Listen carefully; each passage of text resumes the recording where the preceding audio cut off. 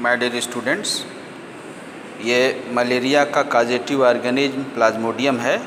Plasmodium एक digenetic endoparasite है और इसका जो प्राइमरी होस्ट होता है मैन और सेकेंडरी होस्ट एनाफिलीज फीमेल है। और इस प्लाज्मोडियम के 4 स्पीसीज़ हैं, Plasmodium vivax, Plasmodium malaria, falciparum, oval, ये जो डिफरेंट टाइप ऑफ मलेरिया को काज करते हैं।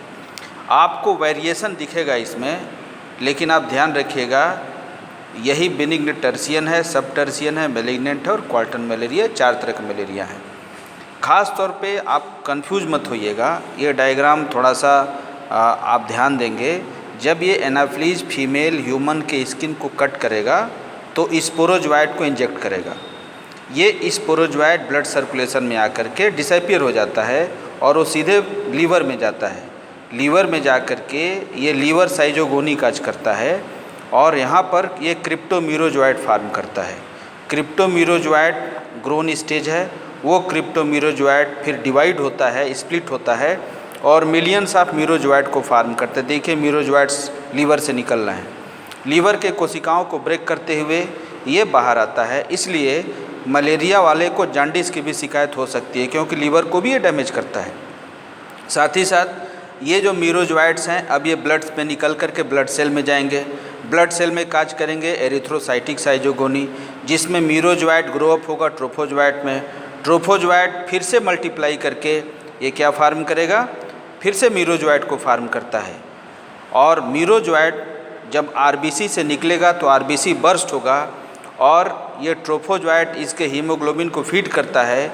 इसलिए हीमोग्लोबिन एक टॉक्सिक हीमोज्वाइन केमिकल में चेंज हो जाता है और फिर ये हीमोज्वाइन जब ये आरबीसी बर्स्ट करेगा तो हीमोज्वाइन बाहर आएंगे और जैसे ही हीमोज्वाइन बाहर आएंगे मरीज को उसी समय तेज बुखार या कपकपी शुरू होता है। फिर ये ब्लड में आकर के गेमेटोसाइट को फार्म करते हैं। इसके आगे का डेवलपमेंट मैन में नहीं होता। ये गेमेटोसाइट दोबारा एनाफिलीज फीमेल के एलिमेंट्री कैनाल में जाएगा जब एनाफिलीज फीमेल इस इन्फेक्टेड मैन को बाइट करेगा और ब्लड को सक करेगा। तो अब ये गेमेटोसाइट जाएंगे तो यहाँ पर ऊसिस्ट या ऊकाइनेट का फॉर्मेशन होगा। जब जाइगोट फार्म होगा तो जाइगोट ऊकाइनेट या ऊसिस्ट में चेंज होगा। ये ऊकाइनेट पॉइंटेड स्ट्रक्चर होता है जो चल करके सेलेवरी ग्लैंड में आता है और सेलेवरी ग्लैंड में आकर के ये स्पोरोजोइट को फार्म करता है, जिस प्रोसेस को स्पोरोगोनी कहते हैं। इसीलिए यहाँ पे क्लियर करके बताया गया है कि इसके लाइफ साइकिल में लीवर साइजोगोनी, एरिथ्रोसाइटिक साइजोगोनी और स्पोरोगोनी, ये 3 स्टेजेज होते हैं। तो इसको ध्यान रखने वाली बात है। साथ ही साथ ये एस्केरिस है। एस्केरिस का कॉमन नाम एस्केरिस लुम्ब्रिक्वाइड होता है। इसमें 1 या 1.5 या 2 नंबर के क्वेश्चन कभी कभी पूछे जाते हैं, इसलिए ये एस्केरिस का फीमेल और मेल यहाँ बनाया गया है। एस्केरिस एस्केरियासिस डिजीज काज करता है और एस्केरिस लुम्ब्रिक्वाइड्स इसका नाम है। इसका लार्वा रेब्डिटॉइड लार्वा होता है और ये मनुष्य मैन इसका मेन होस्ट है, एक ही होस्ट है। और फिर ये जब वो ग्रो अप होगा इंटेस्टाइन में, जब ये रीच जाएगा मैन के, तो फिर एस्केरियासिस रोग में ये काज करता है।